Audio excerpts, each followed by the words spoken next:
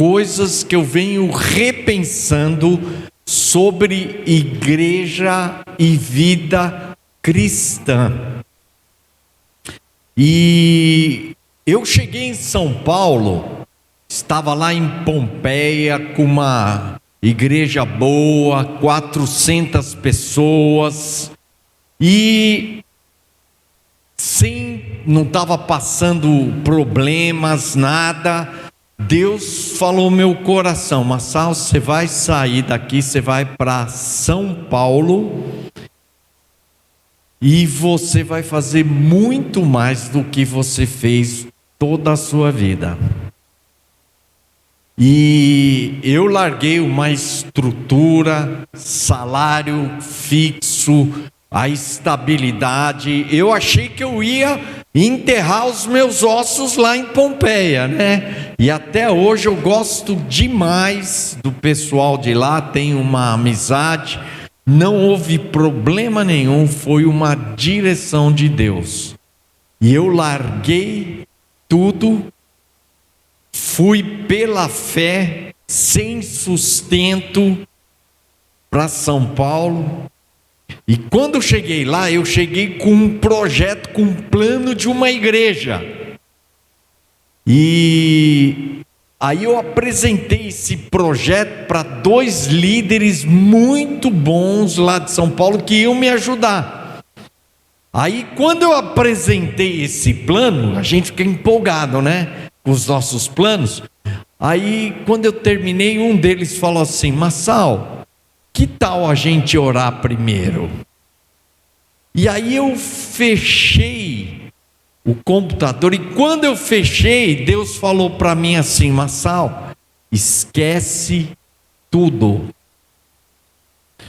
Eu tinha visão de célula, visão de discipulado, eu andei com o Eibe, nós andamos viajando junto para Manaus para aprender o G12, levei o Eibe lá em Pompeia, onde eu era pastor, e de repente Deus falou assim: joga fora tudo isso. Agora você imagine, você jogar tudo fora.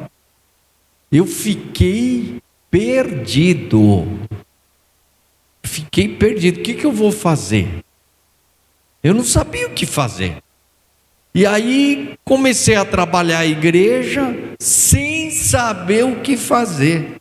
Chegou um ponto que eu falei para os meus líderes: acho que é melhor vocês procurarem outra igreja, porque é difícil estar com um pastor que está repensando a igreja.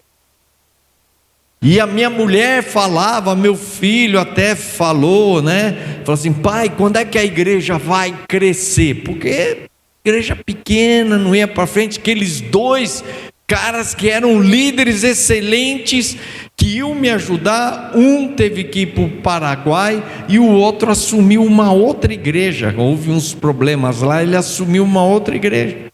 Eu fiquei sozinho.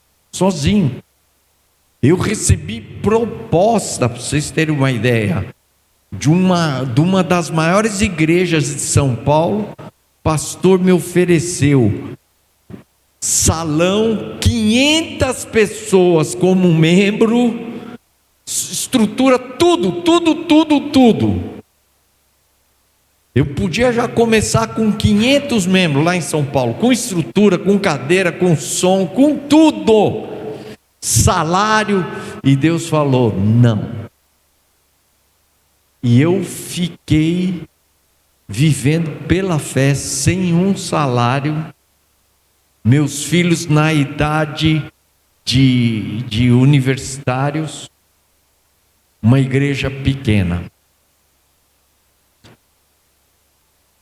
E eu vim aí repensando a igreja, e eu quero compartilhar com vocês algumas coisas que são importantes. Eu só vou dar mais uma introdução e vou entrar no tema de hoje, tá? Eu tenho pensado muito sobre essência da vida cristã e da igreja. E hoje, esses dias, eu vou falar um pouco dessa essência. Mas quando a gente fala de essência, por incrível que pareça, nós não sabemos. Se eu falar para vocês qual é a essência da igreja, aí cada um vai falar alguma coisa aí. E hoje, até na conversa que nós estávamos tendo com um pastor, ele falou de uma igreja que a ênfase da igreja era a oração. Falei assim, qual que é a essência, a força, o que você viu lá que era importante? Aí ele falou, olha, eles têm uma ênfase muito forte sobre oração. Mas deixa eu dizer uma coisa, oração não é essência. A Bíblia não coloca a oração como essência. E é isso que eu quero explicar para vocês. A gente coloca as práticas espirituais como oração, jejum, adoração, meditar na palavra, estudar a palavra, viver a igreja. Essas coisas são práticas e tem a ver com a piedade, mas não necessariamente significa espiritualidade. Por exemplo, você vai a Isaías 59, 53, lá você vai falar, você vai ver que o profeta está falando com o povo, na verdade é Deus falando sobre o jejum. E o jejum era uma das práticas espirituais do povo.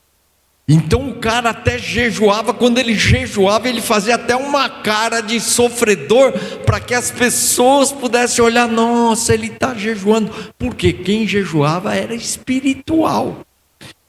E você sabe que Deus falou? Deus falou assim, o povo reclamando, né, primeiro para Deus, Deus, nós estamos aqui jejuando, e o Senhor não nos atende. Eu estou aqui, né, deixando de comer, gastando meu tempo nesse jejum, e o Senhor não nos atende, não nos ouve. O que Deus falou? Porventura, é esse jejum que eu quero? Que você, né, fique aí sem comer, que você aflige a sua alma. É isso que eu quero? E aí ele vai falar qual que é o jejum que ele quer. Qual é o jejum que Deus quer? Eu vou traduzir em 2 palavras aqui. Tá, mas se você estudar o texto, você vai ver que vai girar em torno desses 2 conceitos. Primeiro, que quebres as ligaduras da impiedade. As coisas ímpias, que você quebre as correntes, as ligações que nós temos com as coisas ímpias, tem a ver com o quê? Santidade. E a outra expressão que eu acho muito bonito, que você abra a sua alma ao aflito e ao faminto. O aflito, aquela pessoa que está sofrendo, e o faminto é o pobre, a viúva, o órfão, o que está carente. E eu traduziria isso em amor pelos que estão sofrendo e compaixão, né, no sentido de amar os carentes e necessitados, os famintos. E, resumindo os 2, traduziria em amor. Então, qual é a essência aqui? Santidade e amor. Então, o que significa isso? Significa que se você orar, se você jejuar, se você meditar, estudar a palavra, se você adorar, se você viver igreja, e isso não te levar a crescer no amor e na santidade, sabe o que está acontecendo? Você está fazendo isso religiosamente.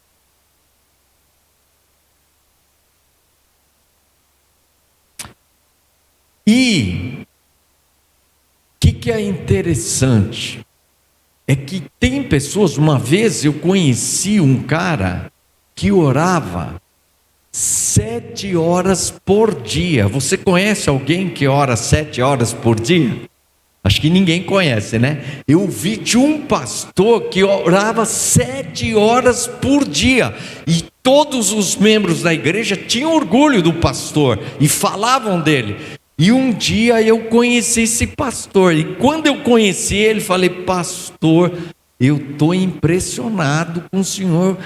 Eu vi falar que o senhor ora 7 horas por dia. Por quê? Na minha cabeça, um homem que ora 7 horas por dia é um homem espiritualmente cheio de Deus, cheio da presença de Deus, um homem que conhece a Deus de uma maneira diferente, que tem uma vida espiritual assim elevada.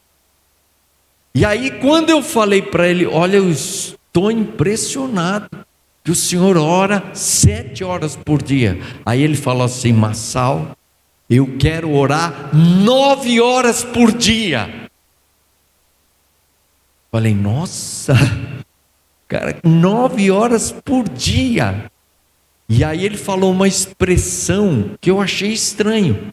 Ele falou assim: eu quero ser um profissional da oração. Eu falei: pera aí, oração virar uma profissão? Eu achei esquisito. Gente, 6 meses depois, estourou na igreja. Ele estava tendo um caso com a secretária da igreja. A igreja rachou. Foi um caos. Então, nós temos que orar sim, temos que orar muito, nós temos que jejuar, nós temos que estudar, meditar na palavra, nós temos que ser adoradores, adorar a Deus, nós temos que viver igreja, sermos igreja. Mas se isso não estiver gerando essência, vocês estão entendendo? Se vocês não tiverem com isso gerando amor, gerando santidade, vocês estão fazendo tudo isso religiosamente. E a igreja está cheia de pessoas religiosas.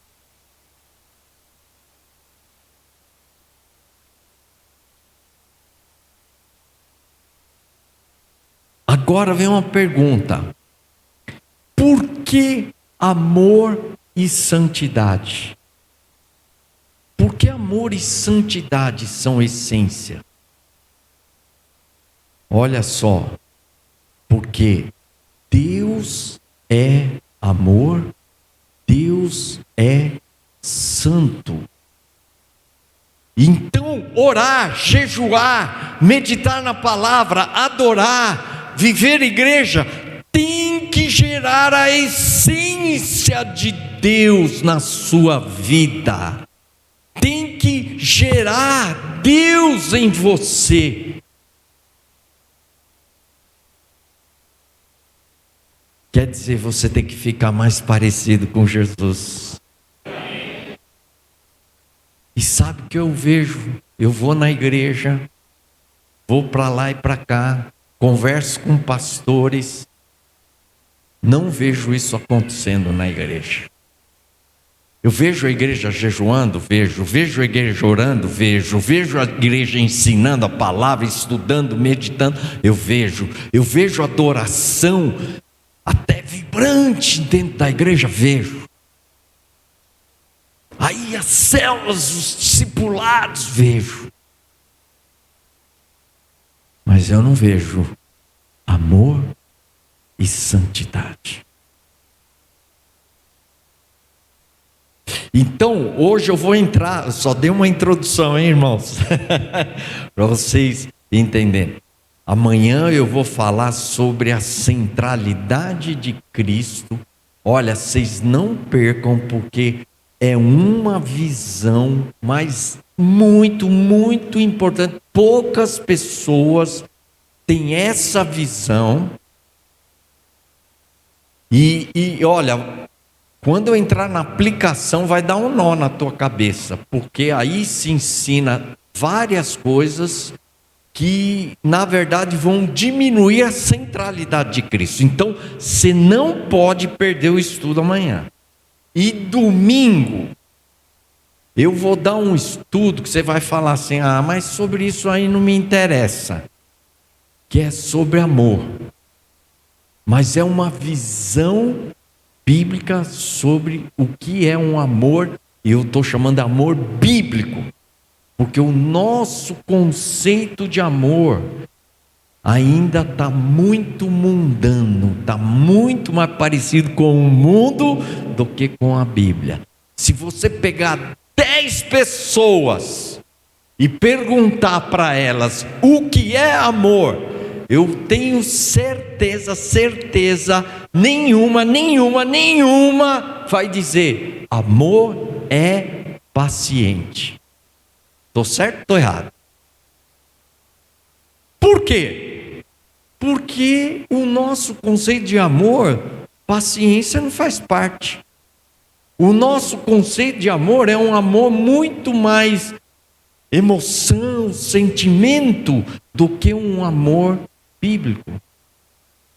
Olha, não percam, porque eu tenho certeza que vai abrir a sua visão, vai questionar muitas coisas da sua vida. E hoje eu vou falar sobre um tema, eu vou dizer já o tema, e esse tema, ele tem que questionar a sua vida hoje. Porque o seu futuro, e olha, não estou brincando não, hein? Presta atenção, o seu futuro depende de você entender o que eu vou falar hoje. Sabe o que eu vou falar hoje? Sobre salvação. Salvação. Então, abra na sua Bíblia Romanos 10, capítulo 10, versículo 9. Nós vamos ver 3 textos. O primeiro texto é Romanos capítulo 10, versículo 9. Diz lá: se confessarmos os nossos, se com a nossa boca confessarmos que Jesus Cristo é o Senhor, se com tua boca confessares que Jesus Cristo é o Senhor, e crer em seu coração que Deus o ressuscitou dentre os mortos, serás o quê? Então é um texto que fala claramente de salvação.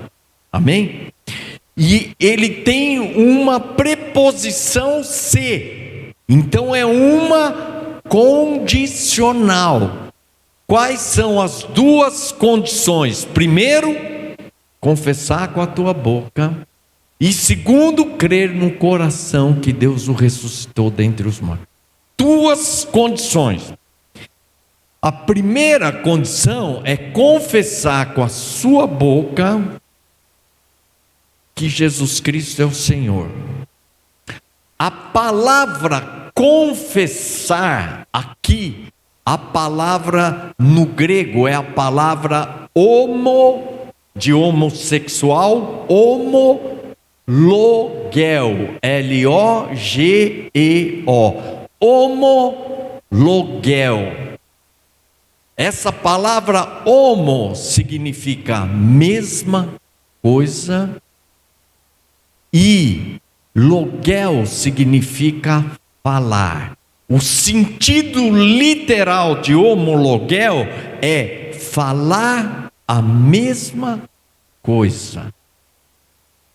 Qual que é o entendimento? É o seguinte: Se eu falar algo hoje, amanhã vou falar a mesma coisa, depois de amanhã a mesma coisa. Então, homologuel é falar a mesma coisa, você não muda. E o sentido que a gente pode colocar, que é homologar em português, você pode definir como declarar algo oficialmente legal. Então, o juiz, quando ele homologa uma sentença, a partir daquele momento, a sentença é legal e ela está válida. Se na época de Jesus eu quisesse vender um carro para o Manassés, sabe o que eu fazia? Eu homologava, eu confessava. Eu faria o seguinte: Manassés, o carro é teu. Então, com a boca é algo audível. Eu confesso, o carro é teu. Acabou. Não preciso ir mais no cartório, não preciso botar no diário oficial, reconhecer firma, não preciso transferir documento. A homologação é uma declaração legal oficial. Acabou. Vocês estão entendendo a seriedade do homologar, do confessar? Nós brasileiros não temos esse conceito, porque a gente fala um negócio hoje, amanhã já não vale mais. A gente não cumpre o que fala. Então, para nós não temos esse conceito. E homologar, naquela época, era muito sério e era legal. Então, quando você está homologando Jesus como o seu Senhor, a palavra Senhor, agora nós vamos dar umas aulas de grego aqui, mas não sou especialista não.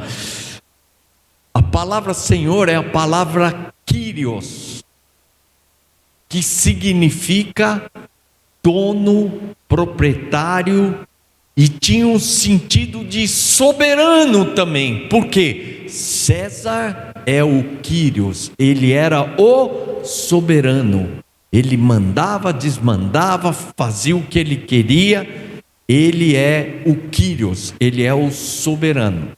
Então, quando você está homologando, confessando Jesus Cristo como seu Kyrios, você legalmente está se tornando um doulos no grego. A palavra doulos significa servo, escravo. Eu não gosto de usar a palavra servo, porque dentro da igreja ficou um elogio, né? Eis aqui o grande servo de Deus. É escravo. É escravo. Então Paulo, quando ele está falando, Paulo, servo de Deus, não é um grande elogio, não. Eu sou um escravo. E escravo era classe trabalhadora mais baixa, mais ralé, mais inferior que tinha naquela sociedade. Então, quando você confessa, você homologa Jesus como o seu Kyrios, você está legalmente se tornando um escravo. E o escravo, ele só faz uma coisa, sabe o quê? A vontade do seu Senhor.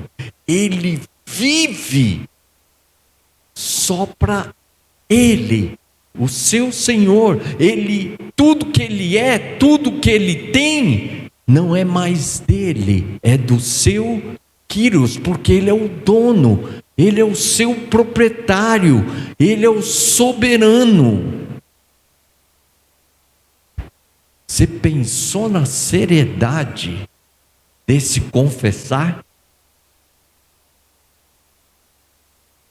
Será que as pessoas, quando estão orando, confessando, elas têm essa consciência que elas estão abrindo mão do que elas são, dos seus sonhos, dos seus planos, seus desejos, suas vontades, colocando-se totalmente, completamente debaixo da autoridade dele?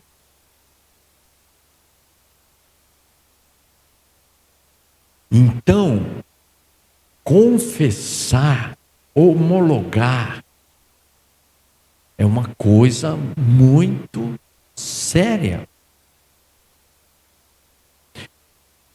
Você sabe que Jesus disse lá em Mateus 7, ele diz assim: nem todo que diz Senhor, Senhor entrará no reino dos céus, mas aquele que faz o quê?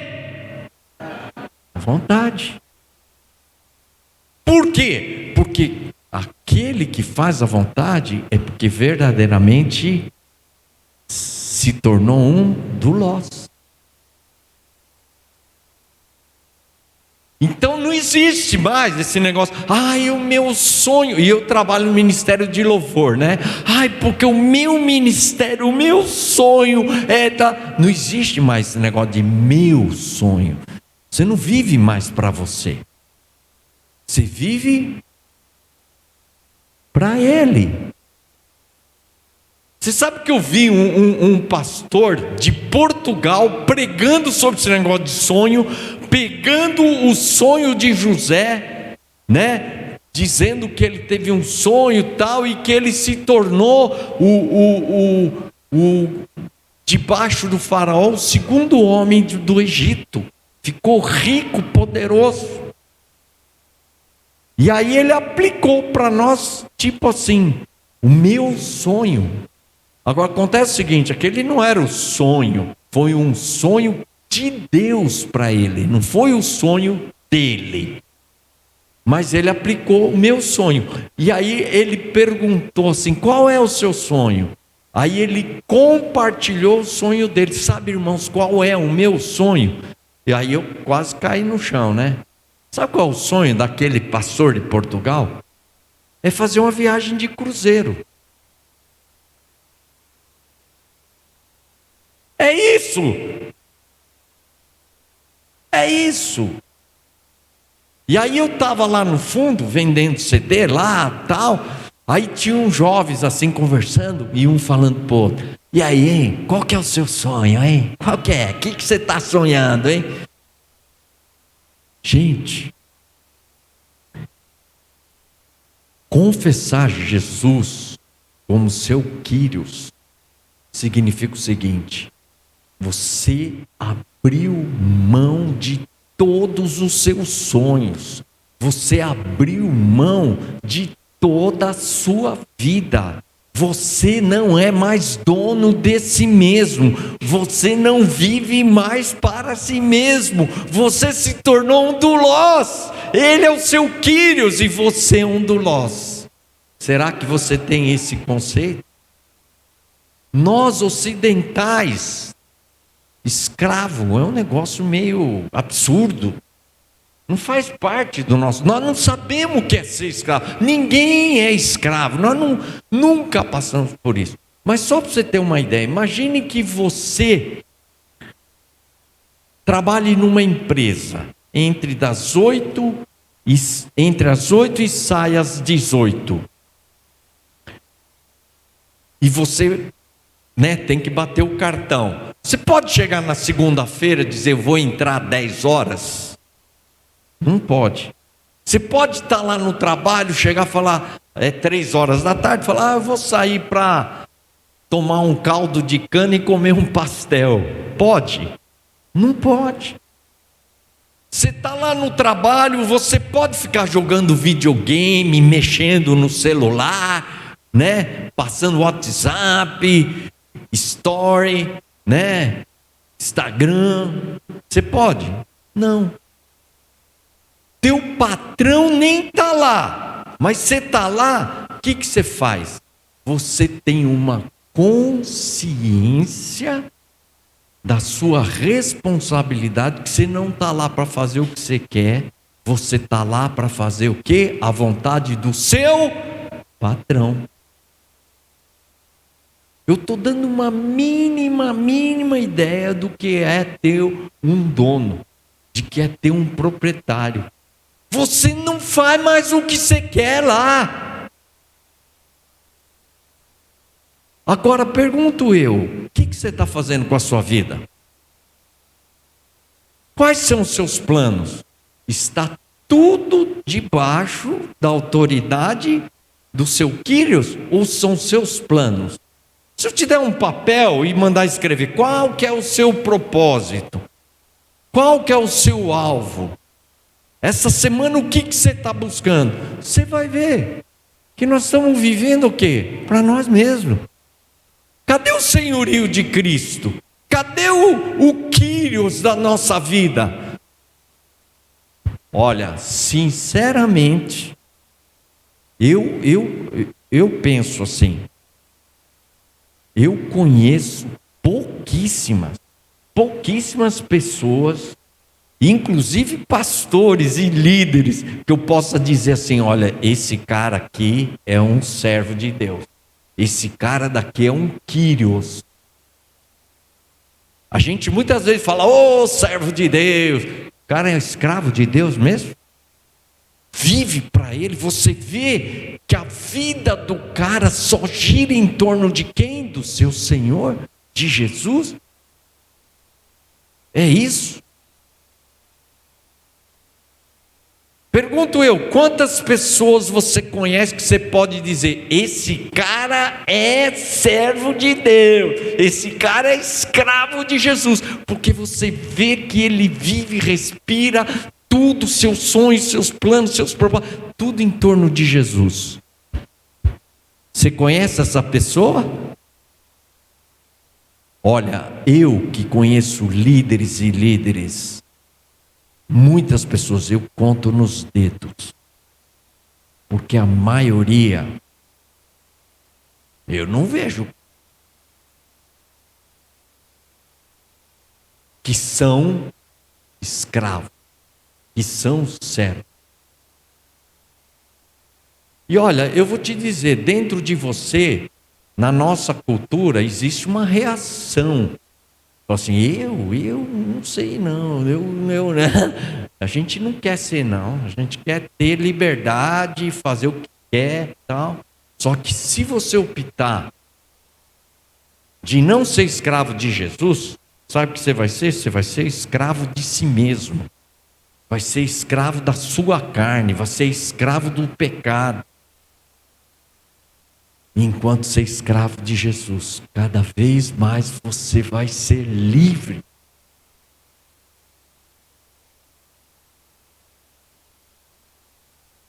Bom, essa é só a primeira parte. Vamos para a segunda parte?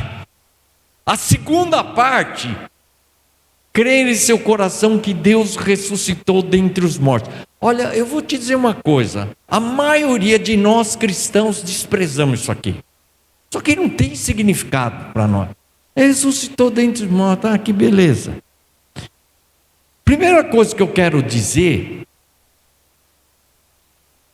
é que a ressurreição, só para vocês terem uma ideia, hein? Você vai em Atos, a ressurreição é o centro da mensagem apostólica. Pedro desceu o Espírito Santo, vocês estão vendo aqui o derramamento do Espírito Santo, tal, babá. E o que ele fala, concluindo? Jesus ressuscitou.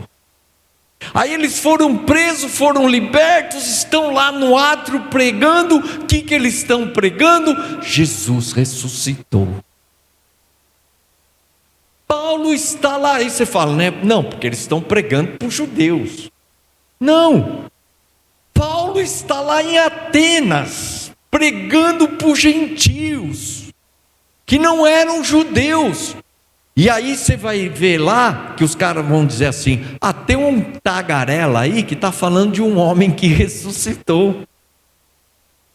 E aí pegaram ele, levaram para o Areópago, que era onde estavam os homens mais influentes, os grandes filósofos e pensadores da Grécia estavam lá. E aí o que Paulo fala? O que ele prega? Jesus ressuscitou. Ué, por que a gente não prega mais isso?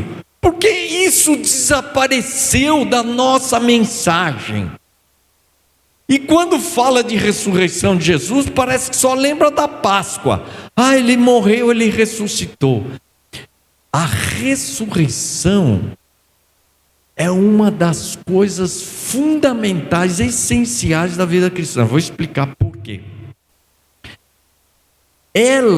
O fato de Jesus ressuscitar, primeira coisa, comprova que aquilo que ele falou era verdade, porque ele estava falando que ele ia ressuscitar. Segundo, comprova que ele era Deus. E tem muitas outras coisas que eu poderia falar, mas eu vou pegar o ponto mais importante. Quando a gente fala de ressurreição, na nossa mente vem o seguinte: Lázaro ressuscitou, a viúva de Naim ressuscitou, Tabita ressuscitou. Teve várias pessoas que ressuscitaram na Bíblia. Então, parece que Jesus foi mais uma ressurreição no meio de várias ressurreições que aconteceram. Mas o que nós não entendemos é o seguinte: a ressurreição de Jesus é totalmente diferente da ressurreição desses outros. Por quê? Porque todos esses que ressuscitaram, eles vieram a morrer. E Jesus ressuscitou com um corpo transformado, com um corpo incorruptível, com um corpo que nunca mais vai perecer.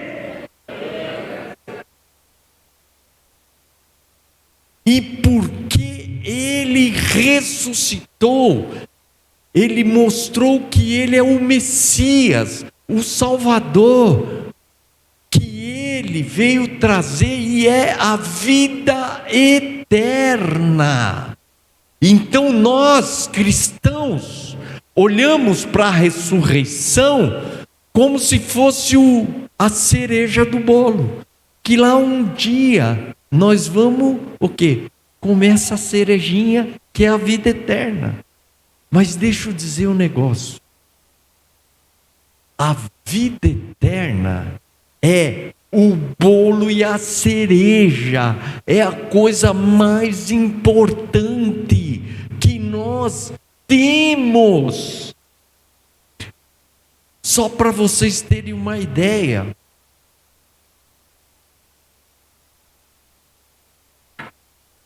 Paulo, ele fala da vida eterna deixa eu dar uma ilustração antes, interessante, que é o seguinte, antes de falar de Paulo. Se você der de 0 a 10 notas aos milagres, por exemplo, curar de uma dor de cabeça, vamos dar 2, né? Curar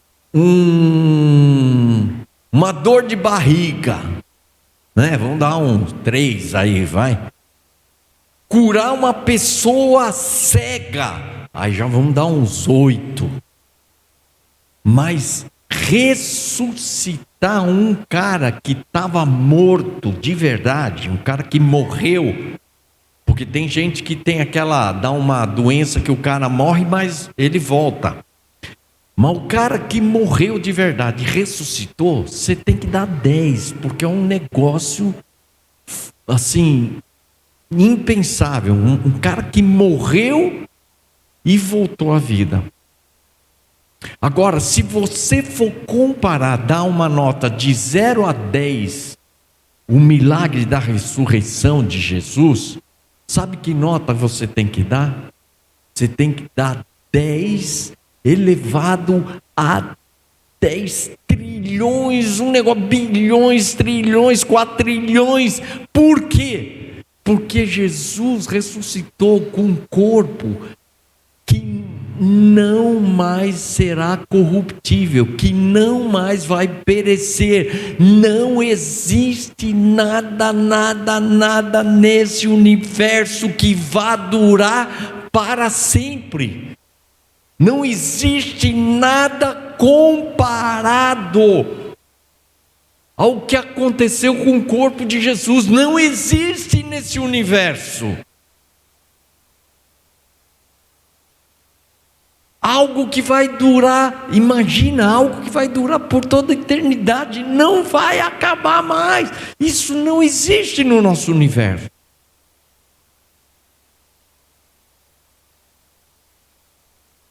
Você imaginou que se você confessar Jesus, se você crer, coração significa todo o seu ser, se você crer mesmo, para valer, de coração, não é só de blá blá blá, envolve todo o seu ser, coração, que Deus o ressuscitou, que por causa disso você vai ter a vida eterna, que você vai ter um corpo que nunca mais irá perecer. Você trocaria a vida eterna por um carro? Você trocaria a vida eterna por uma mansão? Você trocaria a vida eterna por um emprego de CEO, ganhar milhões, tomar conta da Apple? Você trocaria? É algo impagável, imensurável. É algo tão valioso, tão precioso. Por que nós estamos desprezando isso? Porque nós não estamos valorizando uma coisa tão valiosa, imensurável. Atrás do que vocês estão? Estão atrás de carro, casa, dinheiro, diploma, quando Jesus está oferecendo a vida eterna. Mas tem condição. E aí? Vocês topam?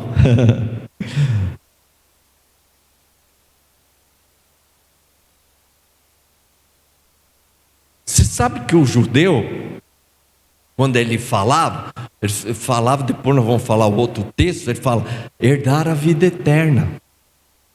O judeu, eles queriam a vida eterna. Esse era o conceito de salvação deles. Vida eterna. E quando Jesus ressuscitou dentre os mortos, ele mostrou que a vida eterna existe e que Ele vai nos dar a vida eterna. Ele é o Salvador.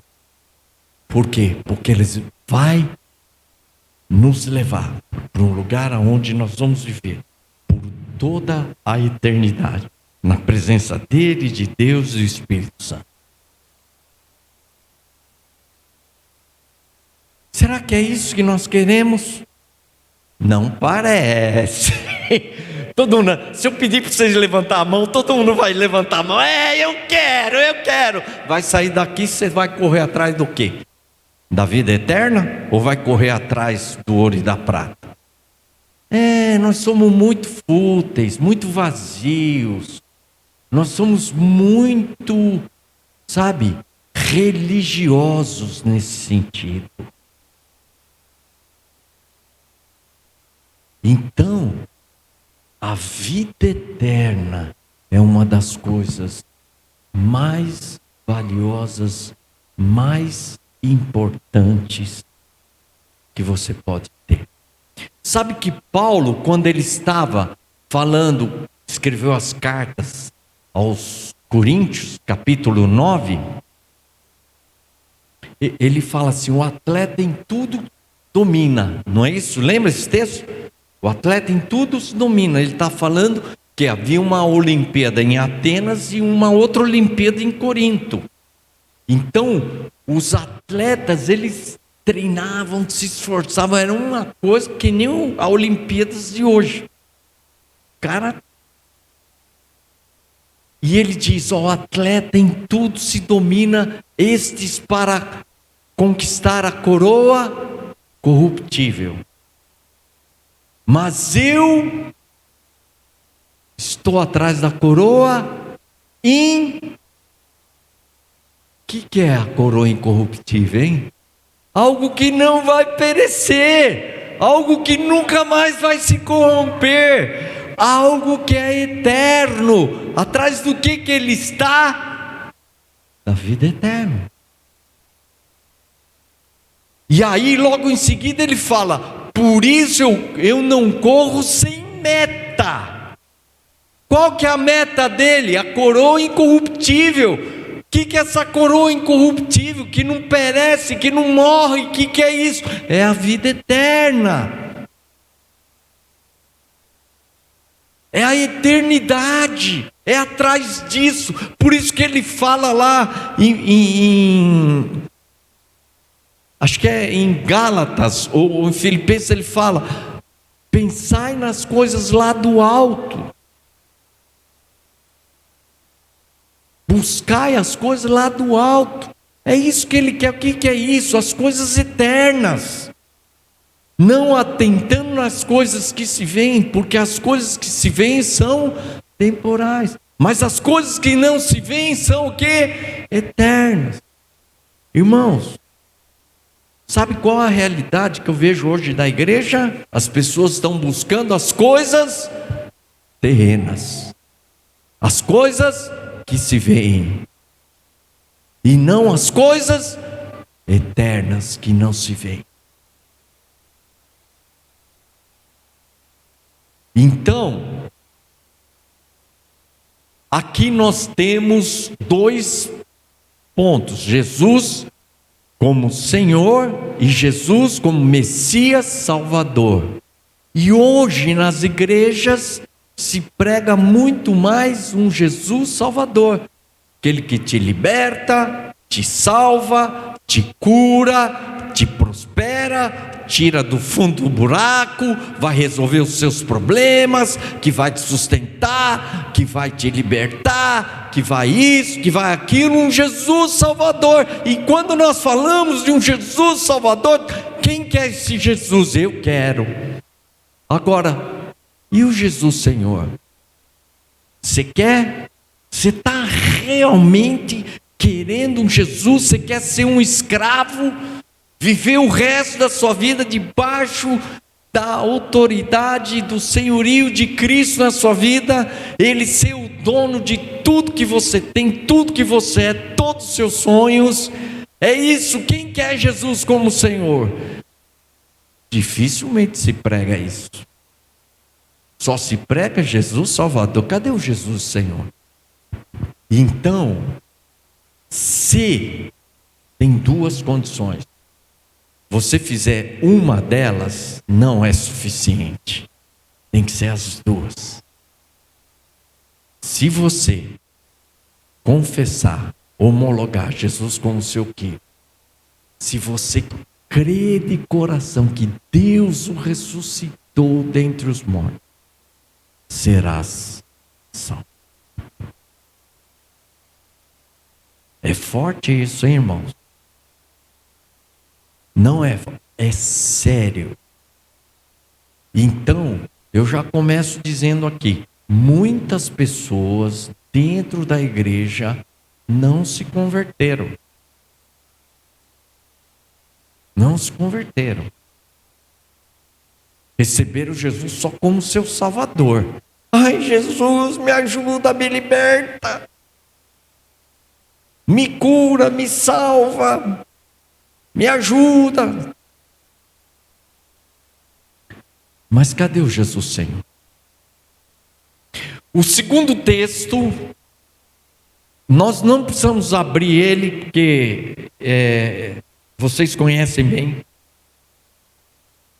Marcos, capítulo 10, versículos 17 a 31. Qual que é a história aí? A história do jovem rico, que na verdade era um homem que desde jovem seguia os mandamentos de Deus. Então esse homem foi para Jesus. O que ele pediu? Perguntou para Jesus. Ele perguntou o seguinte: que farei para herdar o quê? A vida eterna. Então o judeu tinha essa ideia de salvação, vida eterna. E aí Jesus perguntou: você segue os mandamentos, honrará teu pai e tua mãe, parará, parará, parará. Foi falando. Aí o homem disse assim: desde a minha juventude eu tenho seguido todos esses mandamentos. E aí Jesus fez a seguinte afirmação: olha, só te falta uma coisa. Então essa afirmação é muito importante. Por quê? Porque se esse homem fosse, um cara cheio de cobiça, adúltero, mentiroso, manipulador, fosse um cara torto mesmo, Jesus na hora ia falar para ele: você está querendo me enganar? Você é um adúltero, você se enriqueceu roubando dos outros. Jesus já acabava com ele, não é verdade? Mas Jesus falou: só uma coisa te falta. Por quê? Porque tudo aquilo que ele estava afirmando era verdade. E até o texto em Marcos, tem em Mateus, Marcos e Lucas, mas eu escolhi Marcos porque em Marcos tem uma expressão que chama atenção. Diz assim que Jesus o amou, porque Jesus olhou para aquele homem e falou: puxa, mas esse cara é demais. Era um homem íntegro, era um homem correto, era um homem que seguia os mandamentos de Deus. Ele não só sabia, mas ele vivia isso. Mas faltava uma coisa. E aí Jesus disse: vai, vende tudo que tem, dá aos pobres e vem e me segue. Todo mundo entende esse texto dessa maneira, não é verdade? Mas entre a expressão vai, vende tudo que tem e dá aos pobres, e vem e me segue, tem uma expressãozinha aí. Qual que é a expressão?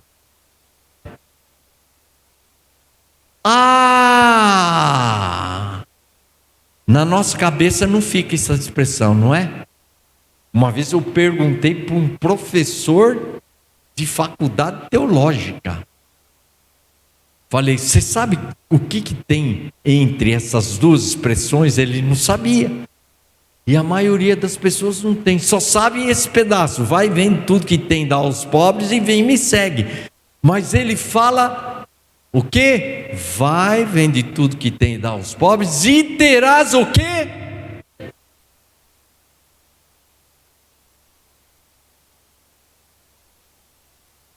O que é isso aí? Por que Jesus falou isso? Qual que foi a pergunta desse homem para Jesus? O que ele queria?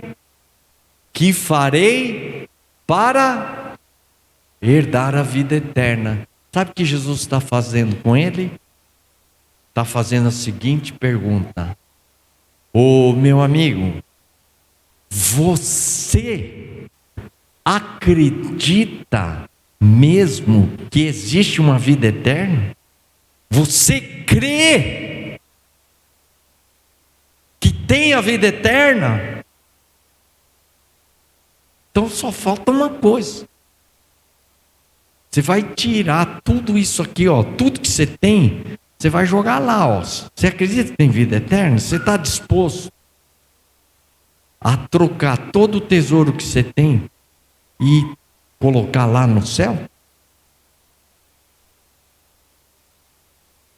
Qual que foi a resposta dele? Ele nem falou nada, né? Baixou a cabeça e ó, vou embora. Gente, aí vem a pergunta: será que você acredita realmente que existe uma vida eterna? Será que você está disposto a abrir mão de toda a sua vida, todos os seus sonhos e tudo que você tem e colocar todo o seu tesouro lá no céu? Por que o teu tesouro não pode ficar aqui na terra, tem que estar lá no céu, hein? Por quê? Mateus 6, 19 e 21. Diz lá, eu não vou falar todo o texto, mas vocês conhecem. Não ajunteis para vós outros tesouros aqui na terra, onde a traça, a ferrugem corrói, onde os ladrões roubam, mas acumulai tesouros lá no céu. Por quê? Ele dá um porquê. Porque aonde está o teu tesouro, estará o quê?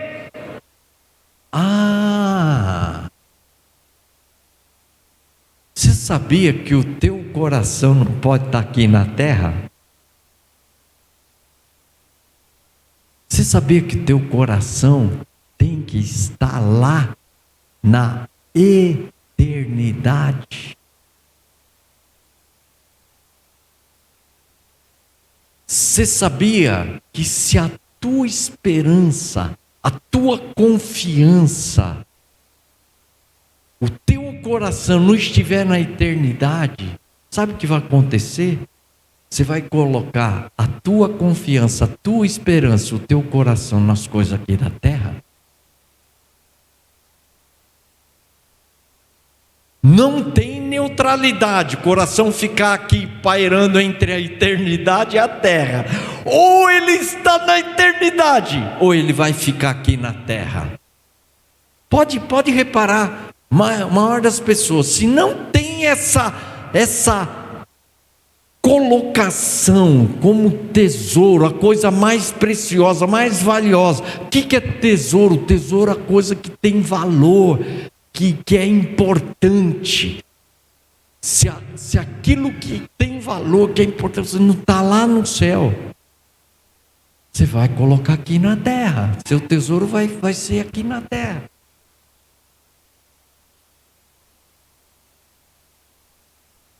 E aí, aonde está o teu tesouro? É só você olhar a sua semana. Qual é a sua prioridade?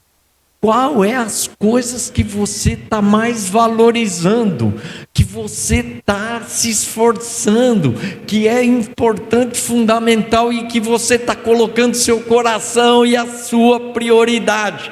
Qual é? Não precisa me responder, você já sabe. Sabe o que acontece? Nós estamos dentro da igreja nos enganando.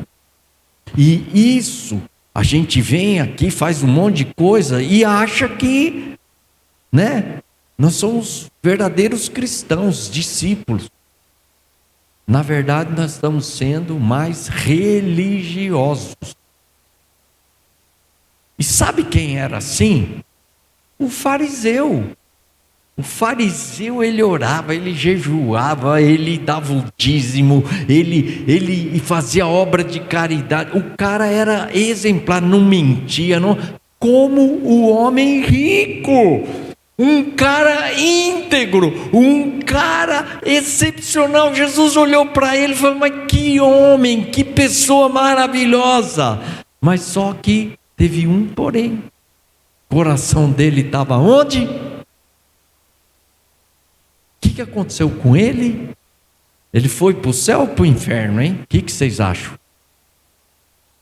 A gente não gosta de pensar e nem falar, né? Mas tudo indica que ele foi para onde? Inferno. Pessoa boa, que orava, que dava o dízimo, que não adulterava, que não era ganancioso, que era isso, que era aquilo.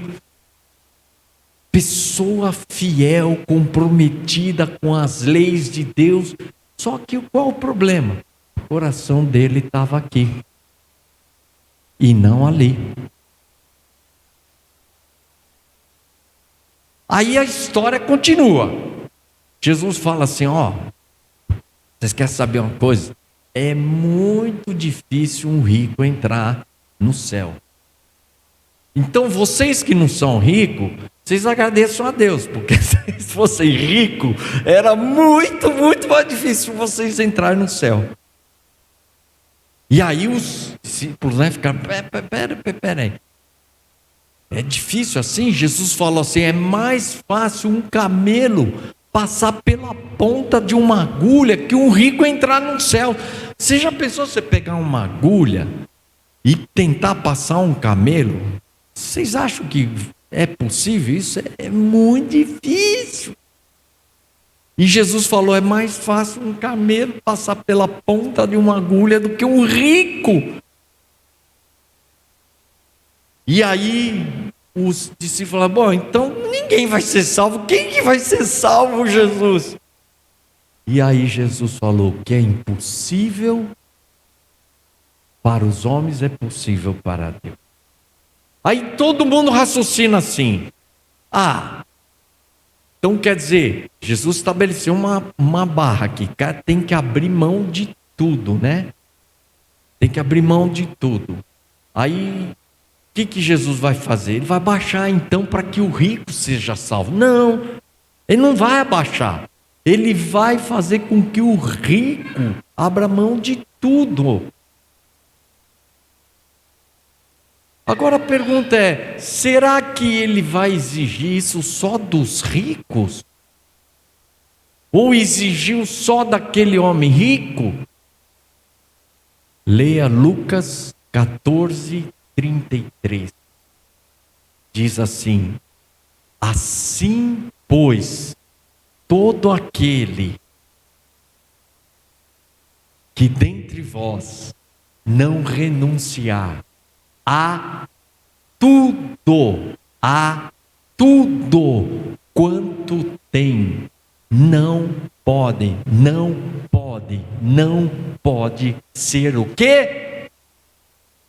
Ele está falando para o rico aqui, está falando para todos nós.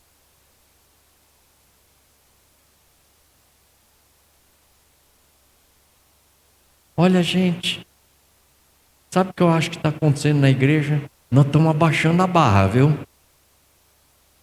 E estamos abaixando a barra, todo mundo vem. E está todo mundo achando, oh, legal. Só que está todo mundo indo para o inferno. Porque achando que a barra está lá embaixo. Não, eu vou ficar com... É normal. Não, se tornou normal. Eu tenho um estudo sobre trabalho e fé, porque nossa teologia de trabalho e fé está totalmente distorcida dentro da igreja, não é fora, é dentro da igreja. Mas não vou falar sobre isso hoje.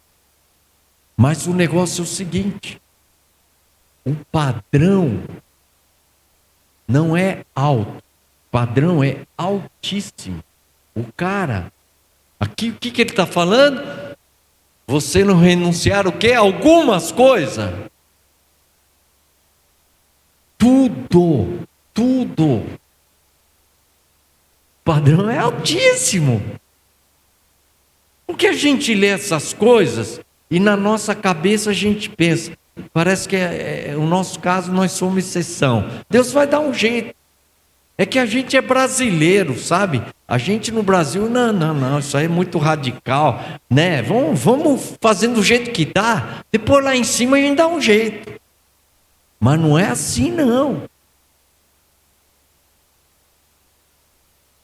Não é assim, não.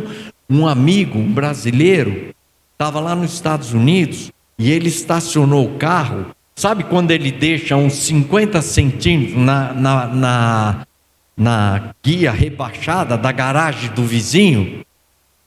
Aí veio o guincho e estava guinchando o carro dele. Aí ele foi lá, deixa o meu carro aqui. Não, estava 50 centímetros, né, na guia rebaixada. Aí o cara falou assim, quem te denunciou foi o seu vizinho. Aí ele foi lá, bateu no vizinho e falou assim: fulano, poxa, eu moro tantos anos aqui, eu deixei só 50 centímetros, não ia atrapalhar a sua passagem aqui, você ia entrar, sair tão fácil. Sabe o que o americano falou para ele? Fulano, a lei existe e você tem que respeitar a lei. O brasileiro vai falar assim: americano chato, americano quadrado.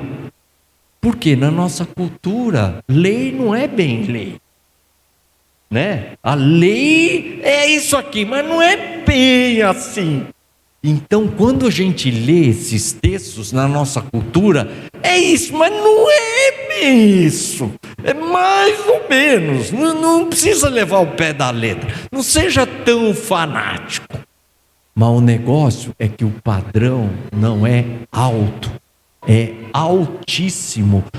Cuidado, a gente está lendo a Bíblia desprezando. Um texto como esse nós desprezamos, rasgamos, não tem valor nenhum. Porque na tua cabeça você pensa: isso aí não, aí não dá.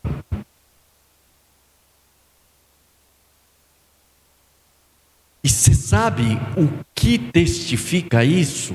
É que quando a gente lê a história, a gente para a história do jovem rico aí, não é?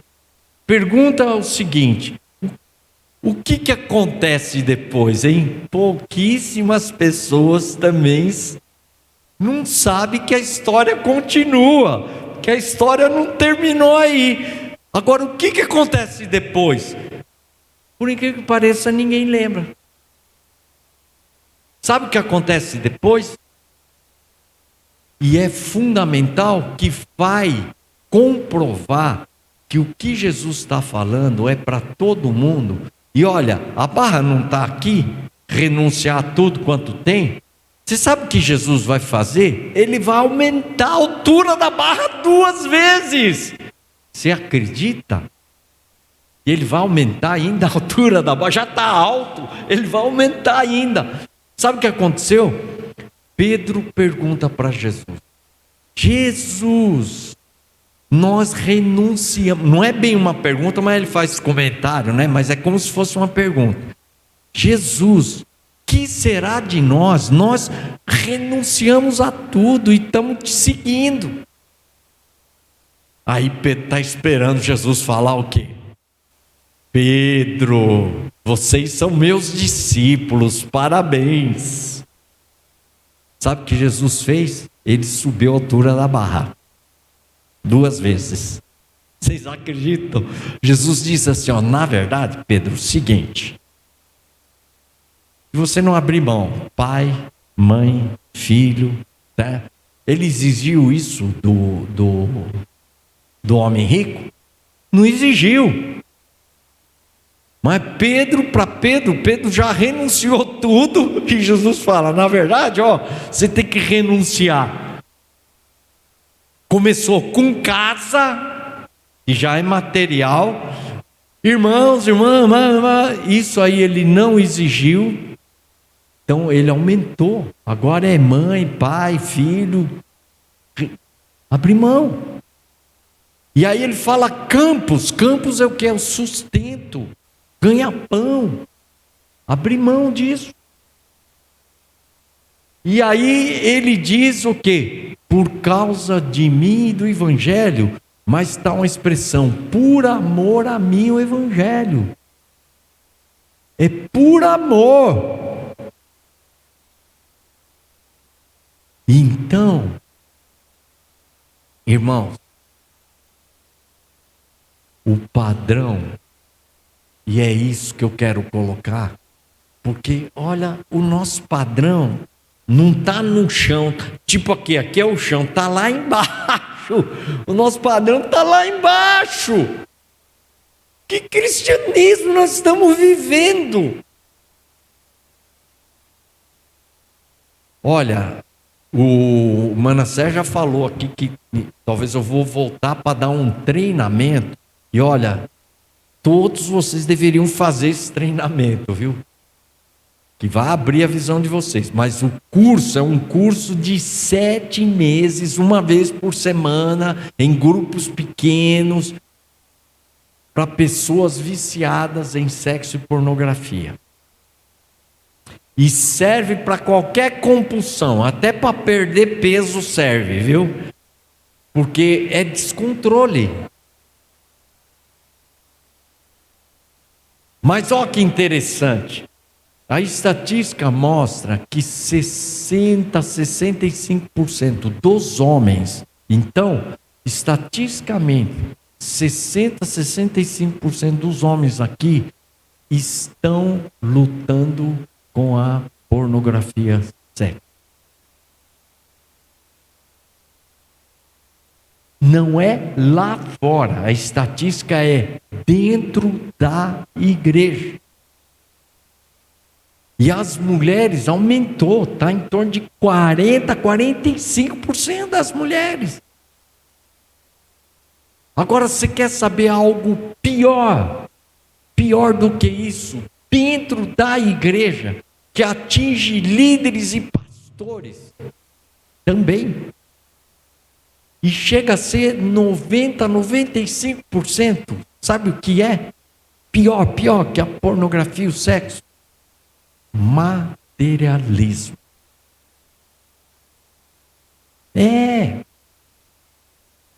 Nunca vi uma igreja tão materialista. Hoje, na liturgia do culto, se gasta em muitas igrejas 15 minutos, meia hora, todo o culto, falando do quê? Dinheiro, dinheiro, dinheiro, dinheiro.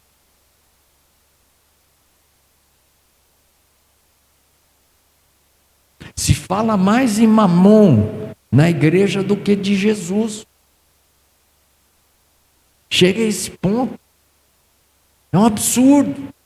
Por quê? A igreja está com uma visão de prosperidade.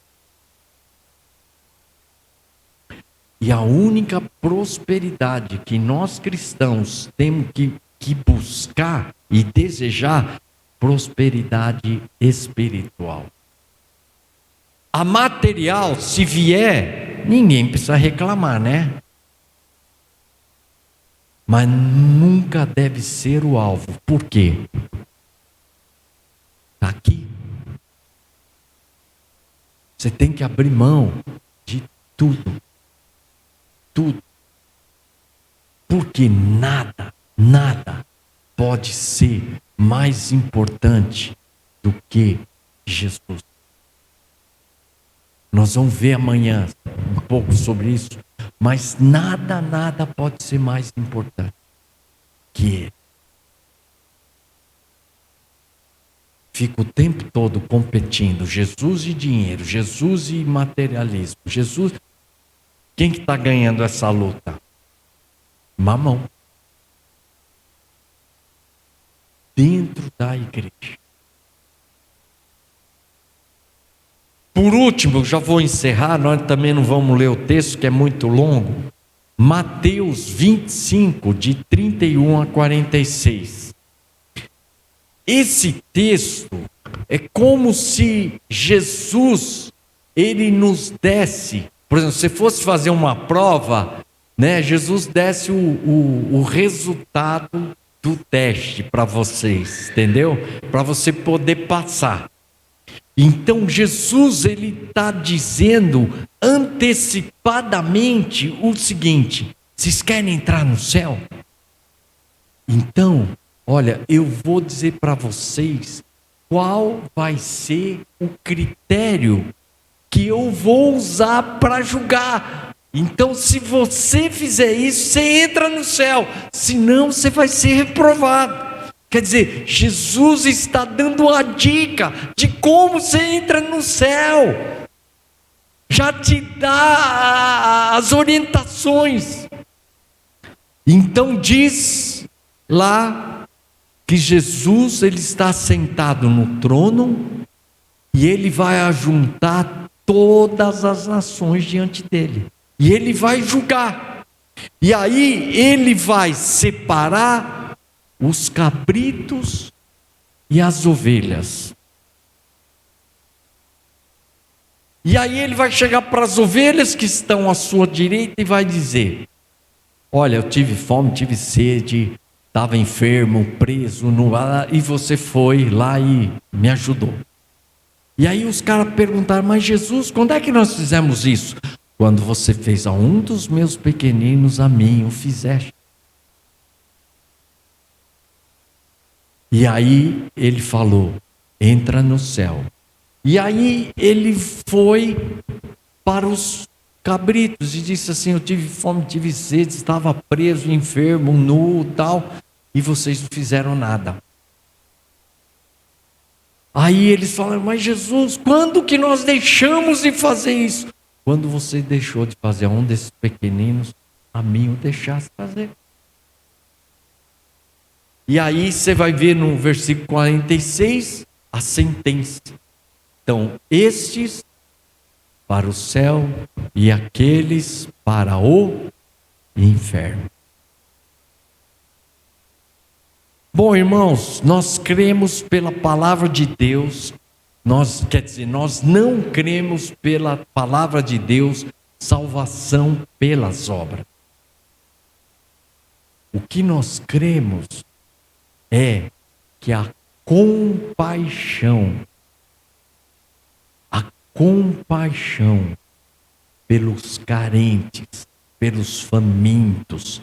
Vocês estão entendendo da essência lá de Isaías? Compaixão pelas pessoas marginalizadas. E isso não pode ser, muita gente pensa assim: a minha igreja, ela é maravilhosa, ela tem um ministério de compaixão. Compaixão não pode, é lógico que a igreja pode ter um ministério de compaixão, mas todos nós temos que desenvolver compaixão. Por quê? O critério que Jesus está colocando. Você teve compaixão pelos pobres, pelos presos, pelos enfermos. Você não teve compaixão, inferno.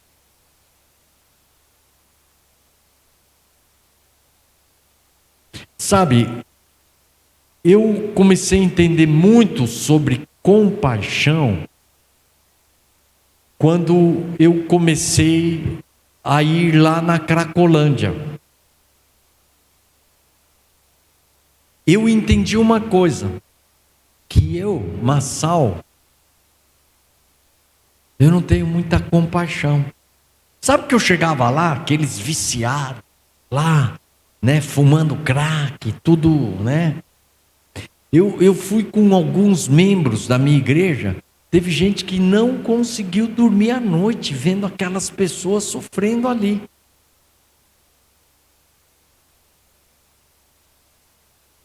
E eu dormi tranquilo, sossegado. Aí eu pensei, falei assim: nossa, não sei se é pela minha descendência asiática, né? Eu vi que eu não tinha compaixão. E aí eu montei uma casa para pessoas viciadas e comecei a catar os caras lá da Cracolândia, levando nessa casa. Eu montei uma casa para mulheres em risco de violência. Aí as pessoas pensavam assim: nossa, o Massal é um cara que tem tanta compaixão, né?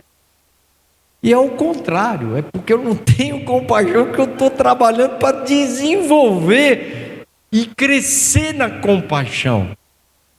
Hoje eu estou desenvolvendo um projeto numa das favelas mais carentes de Osasco. É um projeto que eu faço parte da liderança de um trabalho chamado Unite, que trabalha com unidade entre pastores e obra de compaixão. E nós estamos querendo impactar, ajudar e levar o Evangelho.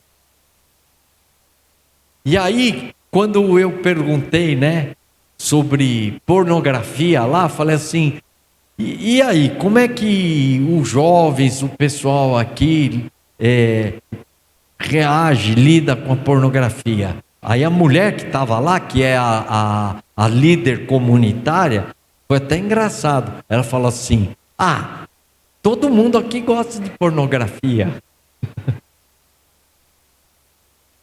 Descobrimos que as meninas de 12 anos lá, acima dos 12 anos, todas elas já tiveram sexo. Todas elas. E o marido dela assistia pornografia. Aí eu comecei a explicar mais ou menos o que acontece, o processo no cérebro da pornografia. Aí ela chegou e falou assim, vê se você para de ficar assistindo pornografia. Falou assim pro marido dela. Para eles é normal. E nós estamos todos aqui sentados, confortados, e aquelas pessoas todas indo para o inferno. E o que nós estamos fazendo? Você acha que é isso que Jesus espera da igreja dele? Você acha que é isso que Jesus espera de nós? Aí a gente põe culpa no pastor. Porque o pastor não tem visão. Olha, isso não tem a ver com o pastor, tem a ver com você ser um cristão. Você não vai chegar lá na hora que Jesus separar os cabritos e as ovelhas, e Jesus falar, você não teve compaixão. Foi por causa do meu pastor da minha igreja que não tinha visão. Fala, meu amigo, a responsabilidade é tua. Eu ensinei na palavra, ninguém vai poder usar essa desculpa que a minha igreja, meu pastor, meu líder, ninguém. Quando você chegar lá, como é que você vai prestar conta? Você vai prestar conta do que você fez da sua vida. Outro dia, sabe, mas fez um frio em São Paulo, mas um frio. E eu entrei debaixo do meu cobertor, assim, sabe, tá tão quentinho. Eu cheguei, eu fiz até essa oração. Jesus, obrigado, porque eu tenho uma casa tão boa e uma cama e um cobertor bem quentinho. Eu agradeci a Deus e dormi. No dia seguinte, a minha mulher falou o seguinte: teve uma mulher da igreja que quando ela foi deitar, ela viu quanto frio que estava. Ela falou assim: puxa, tem gente lá passando frio e eu aqui quentinho. Sabe o que ela fez? Levantou, catou um monte de cobertor, foi lá e levou e distribuiu para as pessoas. Não teve pastor, não teve campanha, não teve nada. Ela simplesmente pensou: puxa, as pessoas estão passando frio. E ela foi lá e fez isso. Quando a minha mulher contou aquilo, eu lembrei da minha oração: Senhor, obrigado que eu estou aqui quentinho. Eu nem pensei nos outros, só pensei em mim. Eu fiquei com vergonha. E olha, uma vez nós estávamos numa reunião de pastores e um funcionário da prefeitura ligou para um dos pastores aqui, pedindo se alguma igreja lá não podia abrir a porta para receber os moradores de rua para dormir dentro das igrejas, porque iria fazer, segundo a previsão de tempo, ia fazer o maior frio de todos os tempos e iria morrer muita gente nas ruas. Vocês não sabem, mas muitas pessoas morrem na rua de frio. E o cara ligou pedindo para o pastor. Você sabe o que aconteceu? Nenhuma igreja se dispôs a abrir a porta para receber alguém. Nenhuma. Uma vergonha para nós. Nós não estamos aí com o sofrimento dos outros, só estamos pensando em bênção, ganhar dinheiro. Nós queremos ser importantes no ministério. Cadê a compaixão?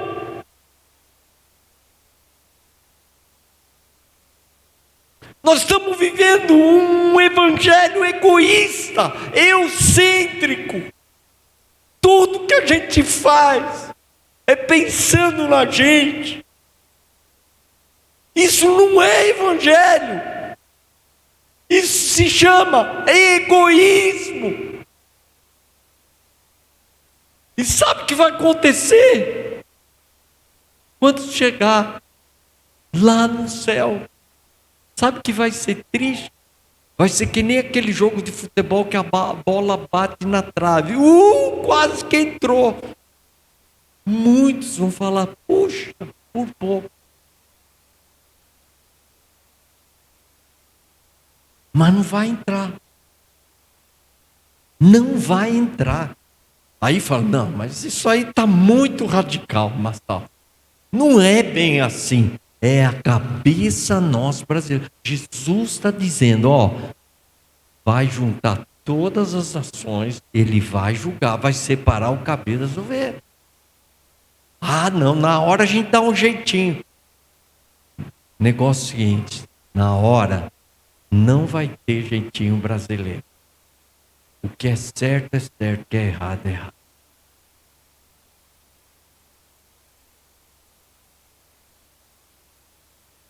Eu tenho saído e pregado muito sobre compaixão, porque eu acho que a igreja brasileira não perdeu ou nunca teve uma visão bíblica do que é amor, do que é compaixão. Então, domingo, não perco, porque é um estudo que vai abrir muito o seu entendimento sobre o que é um amor bíblico. Mas encerrando, a gente pensa que quando ele vai dividir, não vem na nossa cabeça assim, 50% para cá, 50% para lá? Porque dividir parece igual, né? A gente pensa. Mas sabe o que eu acho? Quando a Bíblia diz, muitos são os que entram pela porta da perdição, e poucos que entram pela porta da salvação. E quando a gente fala da porta, né, estreita, porta larga, a gente não se atenta que ele fala do caminho, que o caminho da perdição é largo. Mas o caminho da salvação ele fala apertado. Sabe o que significa isso? Da perdição é assim, você anda tranquilo, pula, vai para lá, vai para cá, se diverte, né? Mas o caminho da salvação é apertado, é difícil. Alguém vendeu para você a imagem de que o caminho de Deus é fácil?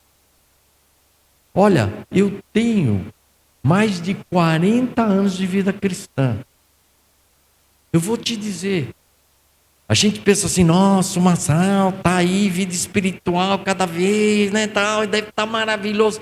Eu vou dizer, se você quer viver a vida cristã com seriedade, a coisa vai apertando, não é fácil, nunca é fácil e nunca será fácil.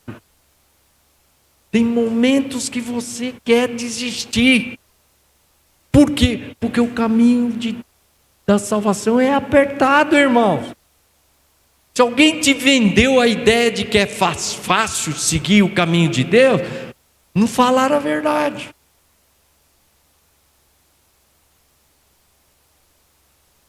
E se é isso que você está querendo, então vai pela porta da perdição, porque ali a estrada é larga. Você vai se divertir a beça, mas lá no final você vai chorar muito. E olha, uma vez uma irmã, que acordava todo dia 6 horas da manhã para orar. A minha mulher conversou com ela e falou assim: puxa, você é uma mulher de oração, né? Você gosta de orar? Ela falou assim: não, Regina. Minha mulher chama Regina. Não é que eu gosto de orar, é necessidade. Tantas lutas.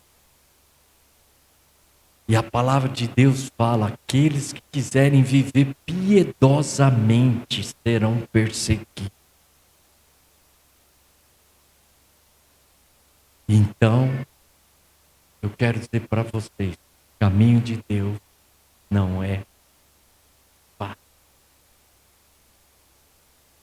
Para seguir, viver no mundo, você passa por dificuldade. Por exemplo, eu era diretor de obras da prefeitura. Eu não vou contar a história, mas eu fui mandado embora. Porque eu não quis assinar alguns documentos. Falei: isso aqui está errado, eu não posso assinar. E o prefeito queria que eu assinasse. Falei: não, isso eu não faço. O que aconteceu? Então você vai embora. Eu fui mandado embora. Eu nunca fui despedido na minha vida. É um negócio, sabe? Quando o cara fala: você está despedido, vai embora. É uma sensação horrível. Quer viver cristianismo? Não pensa que vai ser fácil, não. Mas Deus vai dar uma graça e vai, através disso, abençoar a sua vida. Mas não é fácil. Não é para ninguém. Pessoas que amam a Deus querem levar Deus a sério. Mas Deus vai dar graça para você passar por seja o que for. Amém? Não tenham medo. O que ele falou, o Manassés, O mundo está aí, está piorando as coisas, estão dificultando. Vai, com essa guerra lá, vai aumentar a crise. Pode aumentar. Gente, não importa quem vai ganhar a eleição no Brasil, se é direito, esquerda, não importa. Você pode ter certeza que se você for fiel, Deus vai dar graça para você passar, seja pelo que for. Amém? Eu vou encerrar com esse seguinte desafio. Quero que você repense a sua vida. Talvez quando você veio aqui, você só recebeu Jesus como Salvador. Mas você hoje tem que receber a Jesus como Senhor. Você tem que abrir mão de tudo que você é e tudo que você é. Segunda, terça, quarta, quinta, sexta, sábado, tudo tem que ser o centro. Ele. Ele é o seu que. Teu coração. Teu tesouro. Eternidade. Seu desejo não é acumular tesouros aqui na terra, mas lá no céu. Compaixão. Você não tem? Faça como eu. Vai fazer alguma coisa, nem que você faça um pão, 10 pães com mortadela e vai lá levar uma vez por semana para o pessoal lá. Seja qualquer coisa, não fique esperando igreja. Igreja não tem que, é você e Deus. Vai com os irmãos, faz alguma coisa, mas não fica acomodado, quentinho, sossegado, com seu ar condicionado dentro de casa. Sai, vai fazer alguma coisa pelos que sofrem, pelos que estão passando necessidade. Vamos ficar de pé.